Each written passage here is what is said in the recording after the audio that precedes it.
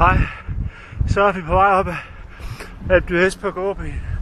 Det her det er kraftigt og hylde med varmt, det kan jeg godt sige. Og der er cykelrytter overalt her. Og der er for det første en helt fantastisk udsigt. Og jeg må ned og gå, og jeg har været i gang nu i 44 minutter. Og selvom jeg går, så er min puls altså stadigvæk 160. Jeg vil skyde på temperaturen til 33 grader eller noget i den retning. Jeg løber lige i solen, eller rettere sagt går lige nu. Og som I kan se, er jeg lige ved at være oppe ved sving 11. Og for helvede, det er vildt hårdt. Nu er jeg oppe ved sving 9, og som I kan se, så er udsigten ikke mindre end fantastisk. Deroppe, der er faktisk højere end paraglider, så I kigger ned der. Står jeg og kigger ned på paraglider. Kigger et fantastisk smukt syn. Jeg er i 1295 meters højde, og der er gået 56 minutter.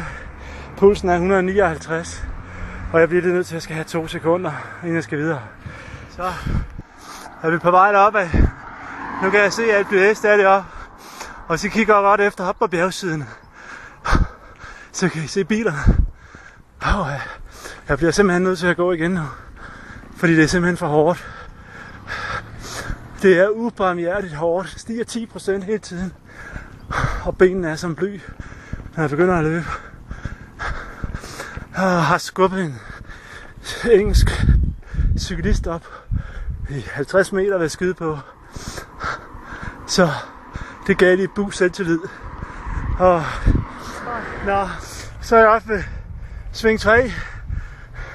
Here is my friend. New Laurent Jalabert, he's going to the hill. Oh, and I will follow him. I will try to. Come on. We will have here on video. I know this will be money worth.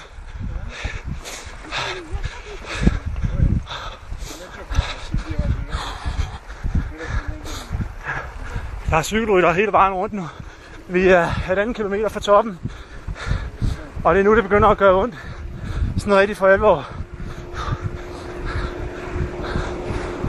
Ja. Så, venner. Så er det skiltet her, som jeg har ventet så længe på. Det sidste sving har ligger Alpe d'Huez. Jeg troede fandme ikke, det kunne lade sig gøre. Men det kunne det altså godt. Næste gang jeg filmer, så den er lidt over modstregen. Det her det er simpelthen bare for sindssygt. Så er det sgu lige ved at være nu. Og jeg er oppe. Her er bakken. Slutter lige her. Og nu med kan man se mod.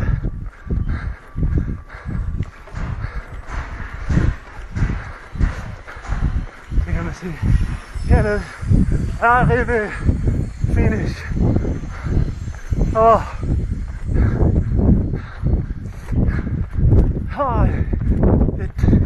I did it.